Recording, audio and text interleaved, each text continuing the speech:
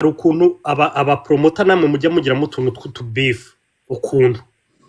ubu buratse kuzunguza umutwe nta muntu wigeze atinyuka umusaza Dekati mwese mumwubahira mwibanga kandi mukamuvuga we ntabavuge iyo uvuze ngo abantu wowe uravuga ngo abantu bavuga ku muntu uko ariho ntabwo bavugaho ahubwo murabikonfirmye nicyo kibazo cy'abantu murabikonfirmye kandi byapasa no ntabwo ibyo bintu ari byo wega figa tokarimo hano umaze bigenda bro ibitotsi bigenda udatuma isukari nzamukana nkagushumika bro ntabwo ibyo bintu ari byo ntabwo ibyo bintu ari byo na gato wowe uri nk'umufana nyine hano sibyo ariko nanjye nabivuze ko ndi umufana aya yose reka mubwire iki gihamba ni iby'abasande no navuze ko ndi umufana kandi ntabwo ari byo ntabwo ibyo bintu ari byo ntabwo ari byo urimo kunyumva ntabwo ari byo kandi ufite ukuntu ushaka kuganira abantu uretse gato ntabwo ibi bintu numukureho no ababloga turashigikiranye tu ngo dufata turavugana Dekati turumvikana Kasuku turavugana like abantu bose b'ababloga turavugana ababloga bose bandi bana bashasha Cedric Mideli Emegadi abana bose ubona bashasha barimo baraza nk'ababloga ni ingufu zanje man like ntabwo meze nk'abahanzi ngo ndimo ndanga like Dekati ndamwubana hana namwe ushobora kumva njyewe nje kuvuga Dekati nabi actually Godfather nicyo kikurakaje ariko Musa Dekati yagiye arahari ejo bundi ariko ni mukuru wawe ntiwakwemera ko atagikora uzi ko ibintu nkora byo kubloga Dekati ari we yambwiye ngo mbikore hari ukuntu aba promota namwe mujya mugira mu tuntu tw'utubifu ukuntu ubu buratse kuzunguza umutwe ego I don't know like I don't know what you're trying to say but like you don't say ko turabafana banyu ntabwo mubivuga openly ariko muri mwese ubwo simbavuze amazina nta muntu wigeze atinyuka umusaza Dekati mwese mumwubahira mwibanga kandi mukamuvuga we ntabavuge buretse dangize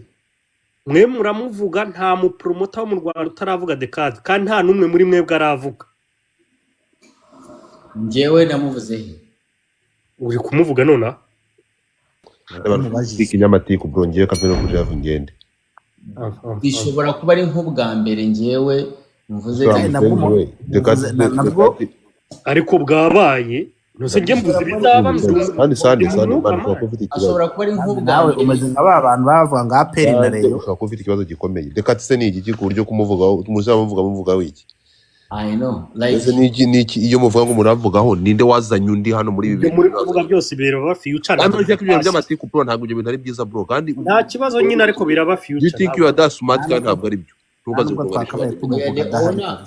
oya Godfather you don't even need to know no kurakara no I have to kuko no dumba reka nze nkubwire ikintu kimwe sibyo this people they just came here ntabwo ari byo reka nkubwire iyo uvuze ngo abantu wowe uravuga ngo abantu bavuga ku muntu uko ariho ntabwo bavugaho ahubwo murabikonfirmye nicyo kibazo cy'abantu murabikonfirmye kandi byapasa no ntabwo ibyo bintu ari byo ntabwo ari byo kandi ukimenye ukuntu uganiriza abantu ntukazigonganisha abantu imitwe ofete reka nkubwire no brainer like okay whatever like honor njyewe nta muntu none se Godfather zishura muvuga Godfather nshobora ko ahariho hose ndagira nkivugira nkavuga nawe yashatse yangu nina undi mu bloga navuze Dekati man uri gukomparinga na Godfather kandi sinabavuze ari nk'umuntu nk'ubu ngubu njyewe kuvuga umuntu urumva sinzi niba ushobora kuvuga ibyo ari byo ariko ngiye kuvuga umuntu icyo muvuga niye nawe ushobora kuvuga umuntu ntafite ikintu nimo ndamwungukaho tu like ngiye nshobora kukuvuga nzi ko ninkuvuga harasha ariko kukuvuga hataza gusha bimaze iki urumva kukuvuga nka Yago avuga Bruce Melody avuga ko ari umurozi harasha nka Bruce Melody yavuze ko The Ben bazamukubita akanyafu kunda harasha ariko nk'ibi bintu urimo urambwira bimaze iki ko uretse ko twemo turiganira kireka uvuga ngo Dekati nta muntu uzamubwira Dekati nabakeneye no ntabwo ari byo navuze umusaga kanyumvise nabi no Godfather ntabwo serere Godfather nicyo arimo aravuga nicyo oya arimo nyine arapagsereye mani twari turi kuganira ntabwo ntabwo ndakaye ndimo ndakubwiza ukuri I'm trying to make sense nta kibazo mfite ngewe I'm trying to make kandi sense bakubwire Deona dore ikosa ubukoze urumva dore no ikosa Deona buretse gato bakubwira akantu wowe utazi ukoze dore akantu ubukoze utarunazi sibyo ubu ahangaha turi gutya turi batatu nawe yego for your information turi 140 mani buretse gato for your information niwe gafi gato karimo hano wowe umaze bigenda bro ibitotsi bigenda udatuma isukari nzamukana nkagushumika bro ntabwo ibyo bintu ari byo na gato wowe uri nk'umufana nyine hano sibyo ariko nanjye nabivuze ko ndi umufana aya yose reka mubwire iki gihamba ni iby'abasande no navuze ko ndi umufana kandi ntabwo ari byo ntabwo ibyo bintu ari byo ntabwo ari byo urimo kunyumva ntabwo ari byo kandi ufite ukuntu ushaka kuganira abantu uretse gato ntabwo ibi bintu numukureho no you have to understand ntabwo ibi bintu ntabwo ari byo nabireke ntabwo ari byo bro there is nobody ubu ngubu hano ashaka kubamo umuntu akagenda akabwira umusaza ati baraye bakukoze hose no ibi bintu abapeti barabikora ntabwo ari byo urumva ahangaha bro ntabwo ibintu ari byo nana gatoya kandi urumva hari kuntu urumva Dumba kibazo nyine urumva bakunda kugereranya bene wacu nico kibazo man uraza ukavuga ngo wowe uraje uzi ko ibise bigenda uraje uzanye umuntu mu kanwa you bring that guy in here then you just make that like asohoye amagambo ngo mwe muraza ngo mukamuvuga kandi ngo ntabwo ashobora kubavuga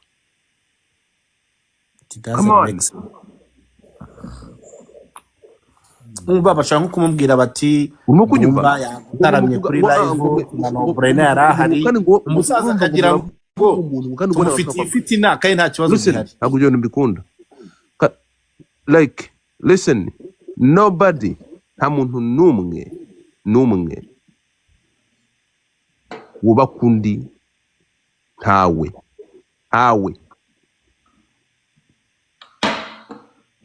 Dumba afite uko akora ibintu bye mu buryo bwe niwe wamukuyeho none yavuze ko mufite ubwoba sande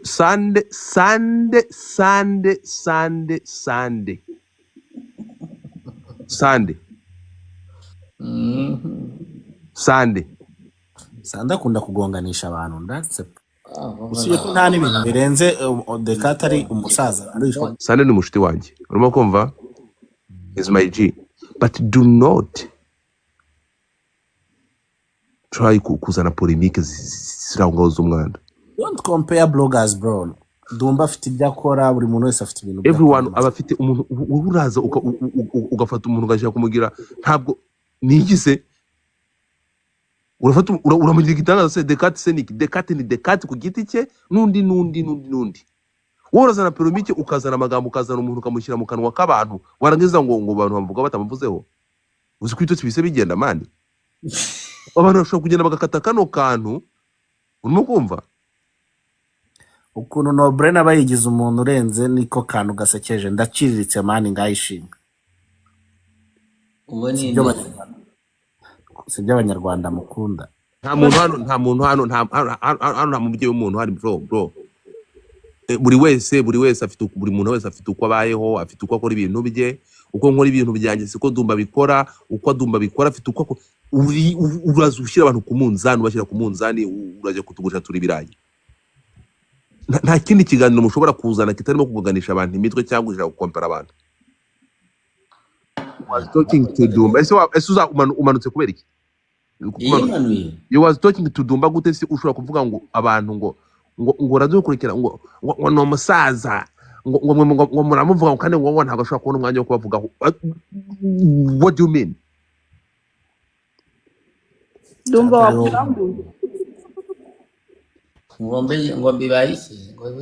muzamure sorry okay anoza naze we the owner wakivuga nazo twayimbabaye mugarure mani urumva Sande rega kubera entertainment yamucanze cyane urumva yakoze the owner yakoze entertainment mu bintu bya bimuvanga entertainment yimuvanga reka ndinje kwihendera wa mugani wanjye oya ntabwo ari byo urumva sometimes abantu banga amahoro ntacyo twaye vraiment ariko Godfather ikikoro rero kenewe sometimes nk'irishano ryo acho kora Godfather hari igihe najyaga ngupinga ariko nagiye gusanga hari ibintu bimwe byo uvuga ari byo nka cyatangiye kwiye boro bya the owner ngiye biba byananiye gusobanura ariko no the guy is my guy ntaribi ariko sometimes urukumva rega buriya mu buzima like we have to know ukuri ushobora kuganira mu bantu bro like how do you can bring the conversation wowe uzanye polemique uvuza umuntu ni wowe muzanye muri conversation abantu barimo urangije urayitwistinze ngo ari uriya muntu ngo mwirirwa mu muvugo ngo ntabwo ashobora kubavuga urinde urukuza gupromote kugira umuntu igitangaza ese show busy n'iki Godfather iyo shop bro gene niwe wamaye umugisha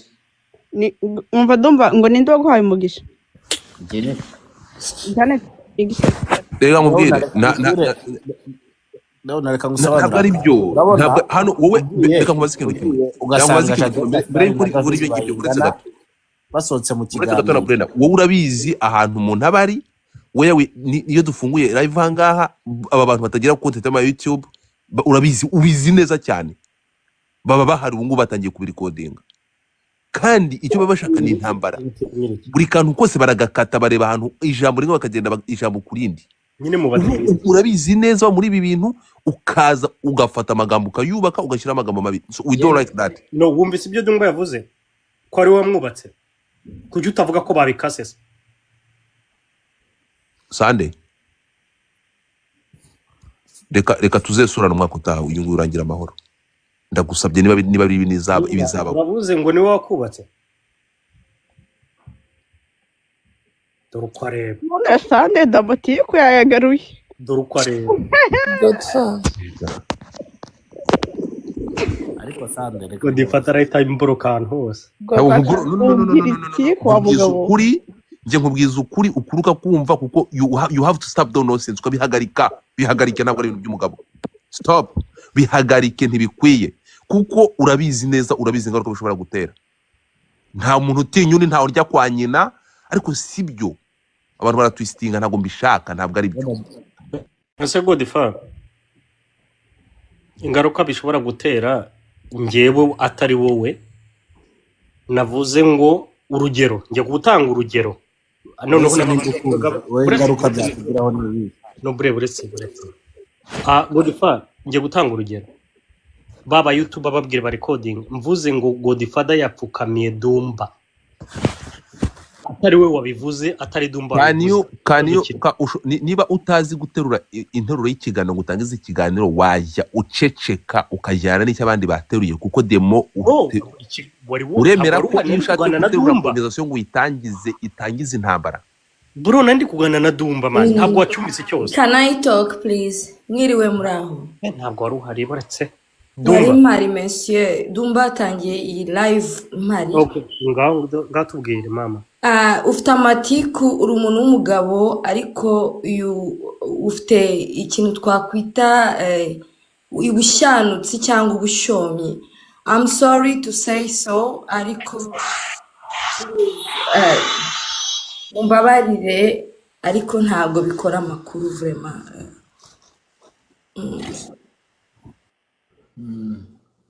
umugabo ushomoka uvuga ibintu bidahwanye bidasa it's not good gihe cyane nzi ko abagore aribo bagira amatiku ariko sanze n'abagabo muri iyi minsi baranduye sorry mbabarire ntako nari nzamutse kuvuga gusa Sande arihe nese Sande ko yirutse Dumba noneho irondo ryivanze n'ibisambo pe I know uraho yivanze n'ibisambo ariko rero rimwe na rimwe amatiku aba akenewe dore nk'ubu sinari kumva itiko man ndumva reka ngusetsa akantu rero kangusetsa akantu ngenza kuri social media urumva reka tuniganirire wenda ibya biratubyiyorere naje muri lockdown nonje nsanga ariko abanyarwanda bakunda itiku ndarikora n'aba followers baraza abanyarwanda bakunda itiku nyine biri bahaye baraza kuri Twitter harashya nobre n'abikintu cya danje bakasuku turarwana itiku nyine ribitiku nyine nkuko kuri YouTube ubona hari amatiku ubona benda no gufunga abantu natwe iyo baduhagurukya bari nko kudufunga none ariko account ira growing bimwe biteye ubwoba hano ariko ikintu naje kubona man ngezemo hagati umutima namurambwira ngo bro ibi biboro nubwo bikora gutya ariko ubikora nabi nyine tu nyine ujya urengera nyine tu nawe ubwawe nyine uricara ukavuga se man bino biboro uri gukora yega abantu barabikunda uri gutera ariko sometimes ugasanga bateranyije abahanzi ejo ugasanga Bruce yandakariye ejo ugasanga Media yandakariye kandi akanyandikira akabimbwira urumva hakaba nigiye amakuru mana bariyo tu urumva ariko mari naje kugeraho nyine ndanabyihorera tu ndatuza nyine umupira ngushyira hasi kubera yuko as you said man buriya nka Olivier kati ni umuntu ni umuhanga tutagiye mu byo kuvuga ngo competition uretse gato uravuze ngo nde Olivier ninde ubwo twagiye nyine urumva umusaza turi kwiganira man nako turakamenya dore narakibagiye ukomeza ndumva nyine ashona nanjye nyine yaricaye arambwira ati bro ngiye ndashaka ko tugira aba blogger benshi mu Rwanda show busy ikagira abantu bayivugira ahantu hose uriya nko kuri Twitter nta kintu cyahabaga na kimwe man nta na kimwe tu ntangira kujya postinga abasani kuri space abantu bakanyita umusazi man babasha umuniga ubuzana abasani Twitter kari y'abayobozi bro mu mwaka umwe ibiri nzana cya Godfather ikijama cyanjye cyabaga kuri boro yitwaga ya boro y'aba diaspora yitwa Clubhouse yeah tujyayo niho namenyaniyeyo naho rero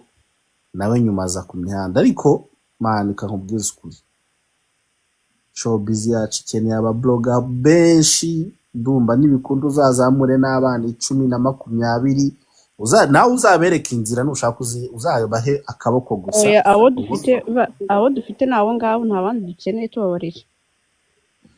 ubu ngubu dufite aba blogger nibura kuri buri platform bakora ntabyo ndumva ntabwo ngiye twari tuzanye ko ntabwo twavugana ibintu byinshi ariko dufite aba blogger arumva kandi bashobora guheka show busy yo mu Rwanda buriya no Burundi ikintu bwazize nuko twaburushije ikintu cyitwa digital platforms zikora nicyo kintu buryo baturusha talent ariko babuze ikintu gipushinga talent zabo bahise barangira niyo bashatse kuvuga ikintu twita tubarangira ntabwo kigera kure ibintu byabo byaribanye kubera iki ntago nyine bafite power nyine digital platforms zabo zaribanye nyine kubera wenda n'ibibazo byabo abarundi talent zabo ni next level ni nyinshi cyane baba bafite abana baberenze cyane sinzi twebwe niba baraturoze sinzi impamvu tudafite talent nka ziriya oya abarundi muri rusange burya na football na basket burya nabahanga bari no muri sport when you find umwana w'umurundi ukina football nta ahuriye n'umunyarwanda usanga kino umupira urenze urumva twe turapirata twe turapirata bo bari original wowe wari original kabisa not original we're professional urumva nabandi na Medini w'i Burundi man buriya na Medini afite background y'i Burundi man I know so rero ntago wabitindaho cyane gusa twe turapirata cyane nyine dufite second hand niko navuga ariko tukagira PR ya dance rero ikintu nemera cyo tumaze kugira power kuri social media nuko hajemo ibintu by'amafight sometimes ukabona ko ejo twagiye muri press conference ya Ben Scovia aravuga ati ntago nifuza kubongera kubona umublogger wa YouTube bafunze kuko biraye boro ntago ari byiza ariko dusigaye dufite power kabisa muri social media kabisa biriya bintu nanjye birambabaza gufunga abantu bo muri showbiz, birambabaza cyane. ubona ntabwo nyine biba nyine umuntu mani iyo bamufunze tuba duhomberega. Erega biremewe ko umuntu ashobora muri showbiz, biremewe ko umuntu ashobora kwanga mu gihe asigaye mu mirongo dukeneye. Muhambanye uyu munsi gusa, umunsi wanjye urapfuye, ibitotsi bihise bigenda ndagasa. Tayari isa guta yahuze. No muri bitotsi biragiye kandi ndongera kuza kubona ibitotsi inyuma, umuntu afite ibibazo mu mutwe, umuntu yongera kuza kubona ibitotsi inyuma ijoro rikeye. So urumva, reka babwire ikintu kimwe, sibyo? Muri ibi biboro ntabwo ari nka kundi umuntu arangiza ishuri akajya gushaka akazi, ugende ukore stage, ubyiga ubimenye, ugira umuntu ukuyobora. No, ugomba kuba ufite impano, ukaba ufite uburyo bwawe buri unique ubikoramo butandukanye n'ubw'abandi. Turi kumwe?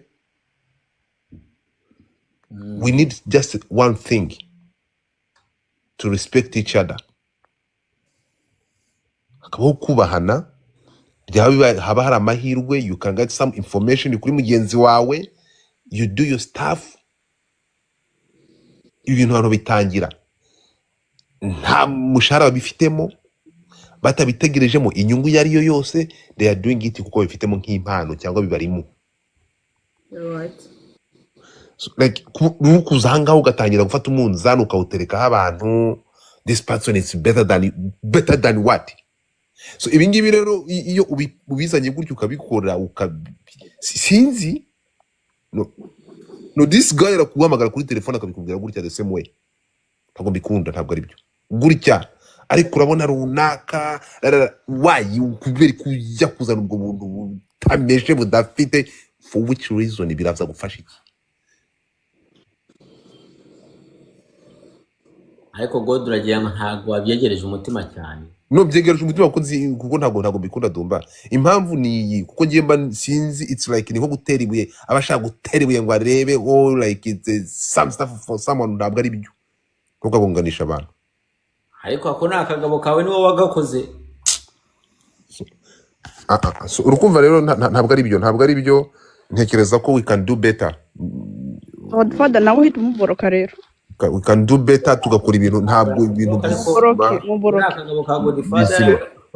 twebwe twari twarakanze, wagasanze hano. Erega Godfather wojo ejo bundi wagasanze hano, twarakanze twarakarutse, turakabwira ati wegenda iriya muri USA,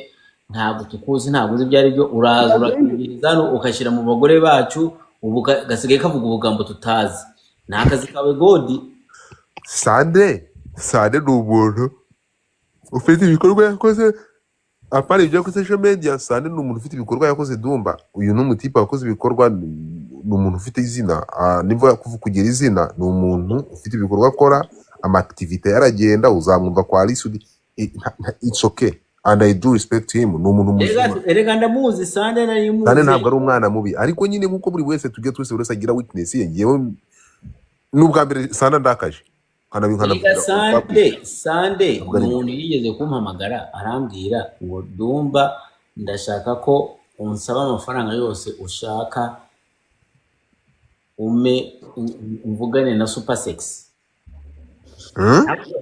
Ndamubwiye ndashaka amafaranga 5,000. Agati ndabiguha.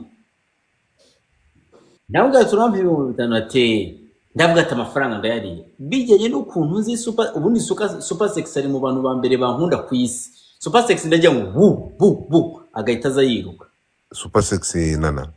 nawe ba iki kigori cyane, nawe biki inshuti cyane. Noneho nawe ba mfata Sanda arambwira ati ndaguha amafaranga yose ukeneye umamagara. Ndetse gato uretse uyu muciro umene neza. Kiza ni kigori gikizana cyasana. Ngo yari hari. Gasande ni uwacu, ntabwo twamushyira ku ruhande, ariko ni umunyamabara nawe nyine. Ariko Godfather abantu bari gusaba yuko waboroka Sande muri comment. Komeza ndakumva. Wamushizeho Sande, erega nshaka kubirangiza Sande ahari. Ngo yarahari kiranga. Broka. noneho Sande mpita mpamagara Super Sexy. Sande ambwiye ngo arampa 5,000. Mpita mpamagara Super Sexy ndambwiye ati Super Sexy, ndashaka kurya amafaranga 2,000. Ndakwinginze ikintu usabwa ni kimwe.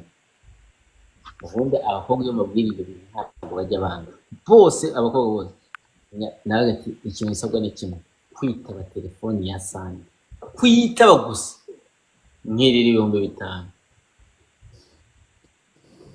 Super Sexy nzi ko yambwiye ati ndumva kuva none umunsi nongere kumvugisha. Nuko yambwiye. Wakora iki Dumba? No kugeza kuri iyi saha Dumba wakora iki? Nsanga wari wambona kuri live ya Super Sexy ko zikora. Nyine wakora iki? Nishyura 5,000. Ndavuga ati uwo muntu gisobanura abanyarwanda. Uwo muntu ni nyabaki ku buryo Super Sexy unyumvira abanyarwanda ukuntu aba bagabo bari kunsebya ku buryo Super Sexy atongera kuvugana nanjye. Sande mbwira ikintu wakoze Super Sexy nsubireyo nsabe imbabazi. Wamukoze iki? Amafaranga sha burya yaha Sexy sha. ngo yancuramye. Wamukoze iki? We whatever the owner niba wiyita iki tukoze nka Sande hanze gusha. Wamukoze iki? Ngo hagize gute? Hanze gusha. Tukoze hanze ubundi muri DM ubundi si ishyamba rihiye wazatema ibiti he? Hanze gusha. Ubundi iyo tuvuze ngo hanze gusha tuvuga ati umuntu yaratwitse ariko byaranze. Ariko ngo difata ni iki cyamuteye umujinya Rega mukanwa ndagusabye. Ngo difata afite imishiha yakuye kwa ga promoter ngo namwiciye live. Oya nkura mukanwa kuko ubutiku bwawe bwo kuza gukomparinga abantu ngiye birandakaje urumva. No nta muntu nkombe yarinze musa. Na. Okay ngaho mpano wabizi. Ntacyo nguhana urabizi njya nkubwirira mu bantu. Ntacyo twagukoraho n'umundi warengereye. Ntabwo ari byo bro. Ntabwo ari byo. Ariko rero reka njye mbabwira musa. Ngende umufana nawe babwiye kuva na kera. Ikibazo uri umufana. Ubu mubuze nkaho ndi kuri telefone ngewe nawe na Nobrena na Dumba. Nane hari abantu badukurikiye man. Baba dukurikiye abantu. Kandi umuntu avuze akantu ngo gusembure ibi ni ibintu bya Dumba mba mfata content ya Dumba. Noneho harakandi kaboro utaziho na uziko abantu bazi ko hari abantu babazi wenda undi seriye. Bro ndakuzi wenda. Sande. Muhindura ibiganiro tubyihorere. Okay ngaho tubyihorere. The respect I give. Tugambo twayengura afata content yanjye imbwa yiganye nka kunya mu kiraro irabizira. Fange ndi gusezera social media man. Wazisezera no si ukuzezera giye sugeze kuki kuri social media. Urazisezera wanduranya kubera. Mese unanduranyije nande kwera. Usende kila kintu ukoze na makosa. Okay ngaho mbabare. Uzikoze wiki. Okay. Noneho buraretse ngo mbwira ikosa nkore ngusaba imbabazi. Ikintu kosa ukoze ni iringiri nukuza urimo kunyumva. Kurinde. Sirisha no. Mani watuje. Kwatari byo ko uzi ko ngiye ntajya mfa kurakazwa no gusa. Ibi bintu byo gufata umuntu ntabwo ari ubwa mbere ukazana umuntu urazana dekati muri conversation. Wamara kumuzana ngiye babajwe n'ukuntu umuzanye. Uravuga yego ikintu kimbabaje ibana Dumba appreciatinze kabisa. Ese dekati ninde? Uretse gato yenda gake. Dore cyadu. Erega kuba umuntu muri comment arabajije ngo asezeye imbuga ngajye he agana. Urumva? Imbuga ngari. Imbuga ngari.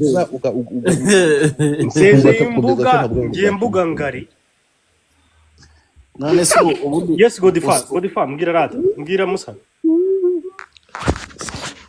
Godifar mbwira ujya kuza kuri social media no ntabwo nari bivuze biri danje man nari ndi kuganira na Dumba sinzi niba ikiganiro cyose wacyumvise bro ariko si wowe bite byawe iyi live sinjye wayizamutse wa mbere sinjye wakuzamuye Dumba ibyo ari kuvuga ngo niwe wanzanye nabyumvise va muri ibyo bya showbiz none se ubwire Godfather ibyo twari turi kuvuga urakoresha abantu statement uko baje no buretse what's wrong with you no ndabaza Dumba wari uri kwibaraguzwa ngo nakagore ngo niba akagabo ngo ka Godfather mubwire twari turi kuvugana ngo iki nge nawe njya kuzanamo Dekate ninde wavuze ngo akagore ka Godfather nabyumvise ndi hanze ntarinjira inde uvuga ni wowe njyewe mvuga Godfather ngo nakagore Dumba juva mu rugo ry'Imana ninjiye umva uravuze ngo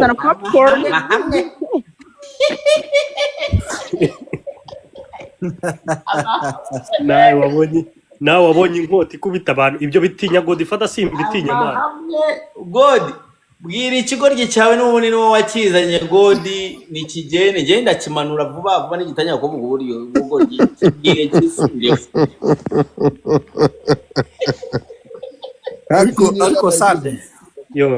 so ntabwo ngiye nkubwira rega tuba tuganira musa Godfather mu buzima none iyo uje muri ntuza zanjye ukaza mu nzira zanjye ukazana urabizi ko n'ibintu yibimbwiye kuri telefone nkugurukana so nanga ntabwo nagomba kwihanganira ntabwo ari byo urabizi sare ntabwo nshaka urabizi no kuri telefone ushobora kuzukata ugaterura iki kiganiro ariko mwamweretse abanyarwanda ntega amatwi hari ibintu mwamweretse abanyarwanda batazi ibyo ayo matiku yawe bro utazakuba gusarana ntabwo mbyifuza sawa ngo mbyifuza na gato ntabwo mbyifuza kuko ibyo bintu byo kuzana urabona reka nkubwire ikintu kimwe ubu kuba navuze Dekate mu kiganiro cyiza bitumye wavuze ubusa wavuze amatiku na Godfather muhangayika wavuze amatiku wavuze ubusa ninde uhangayitse wavuze ubusa wavuze amatiku wavuze ubusa aha urumva ibintu njya mbigutunganyiriza kuri telefone wavuze ubusa ntabwo wavuze ubusa ntabwo ushobora kuza kuri live zacu warangiza ukaza ukavuga ibyo ushaka ariko Dumba nawe ukunda amatiku ndabizi wabyishimiye genda gake amatiku ndayakunda ariko ntabwo ushobora kuza ukavuga amatiku kuri amatiku Dumba niwe kigoryi nzi ku isi uriya urakagurya imana urakagurya cyane none se Dumba Dumba ikigoryi cyawe murabizi ko ndi igifura ndi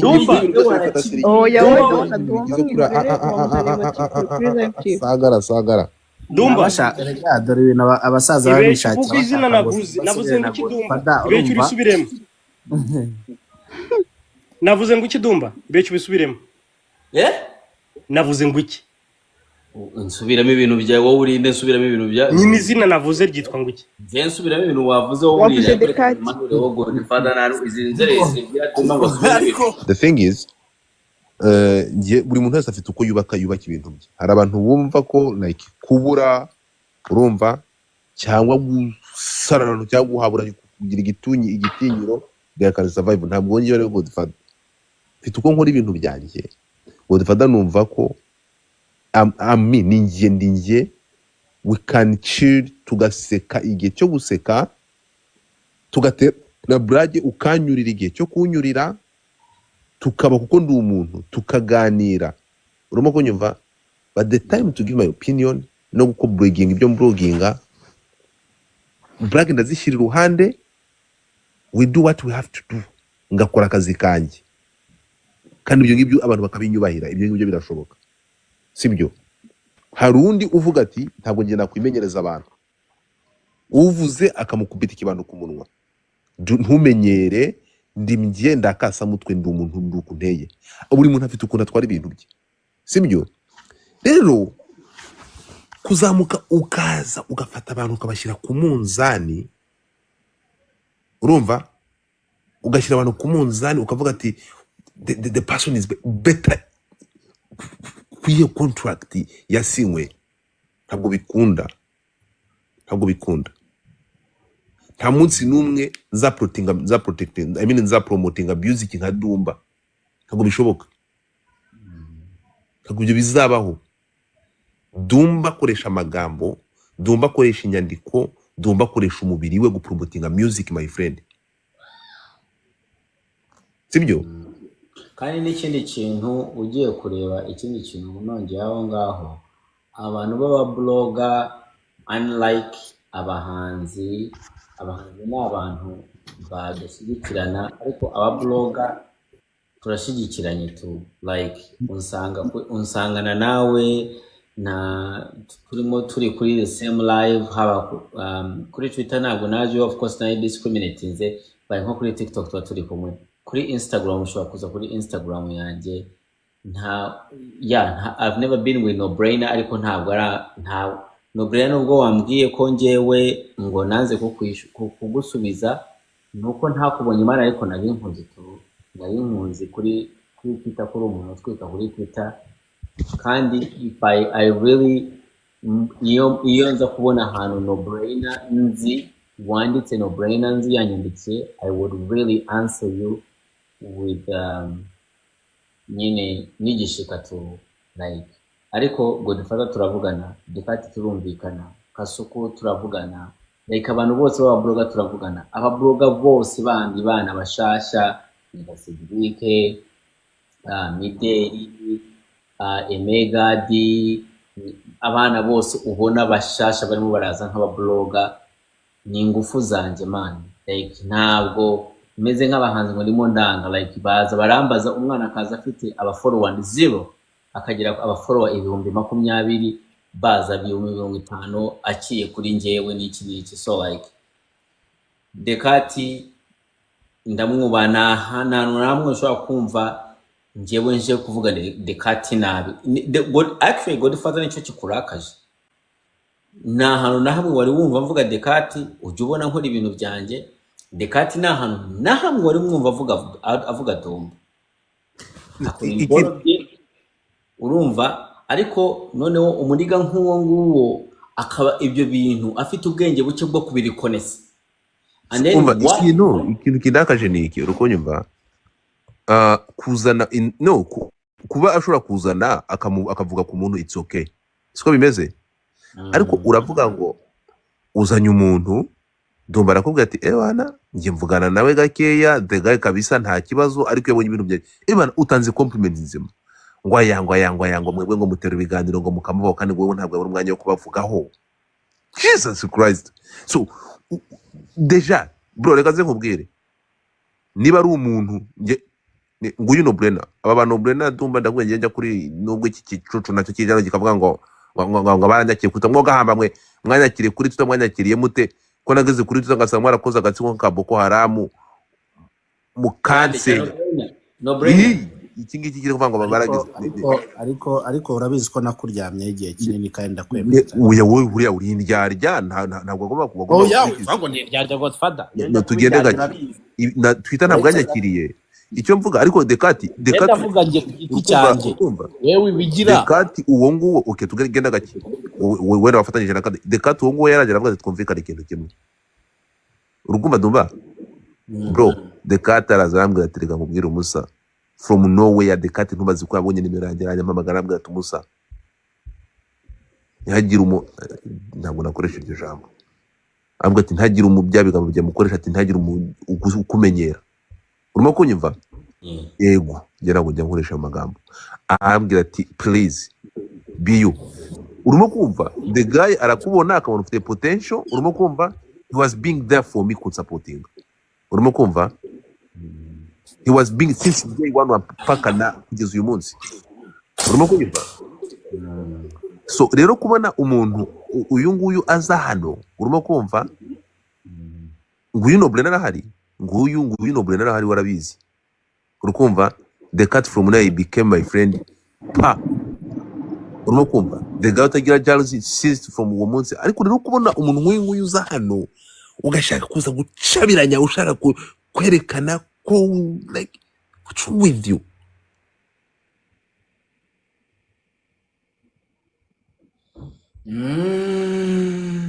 nta yindi papasi ufite niyo urashaka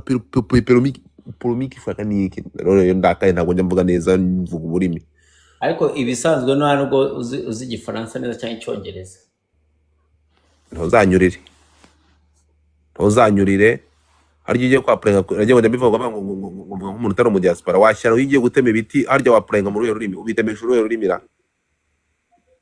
ko nawe ntawe nta sande ko ari nka yose wowe iyo ugiye gutema ibiti uraho harya yaravuze ngo ntago twize ngo wowe ngo warize ngo niwe mu blogger wize aha ndumva se niwe wize ibintu akora ntago bisaba nagumya abantu ba promenade Godfather ariko ndumva ibintu akora ntabwo bisaba icyongereza ndumva ibintu bisaba rwose ndumva ibintu ukora bisaba icyongereza nta license nimwe bisaba ni kibere kamukureho ntabwo ushaka abantu bamenyere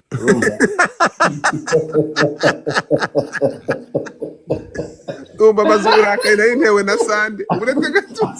ase ndumva buri gifura mu buzima ndumva buri gifura mu buzima ntarabonaho ndumva intare iyo zirimo zirarwana ntabwo uteye boro biragira ndumva kera najyaga mbwira ndumva kera najyaga mbwira abana kuvugiramo nta muntu yimvugiramo bro nta ntuze ni wowe wemera buri muntu wese kukuvugiramo nta muntu yimvugiramo yaba ni igifura ndumva ni umuntu w'imbwa cyane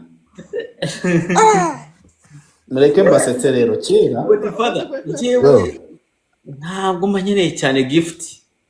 urumva rero ntabwo buri muntu wese ashobora kuvuga akavuga ngiye baraza bakamanura indege nk'ababoroka hari igihe umuntu amanura hari uwasha amanura indege nk'eshatu indege eshatu urumva n'amadolari hafi 400 urumva arangije ari umwana wari kuri live bro ari guseka umwana w'umukobwa ngo wari umukobwa weho uri rubi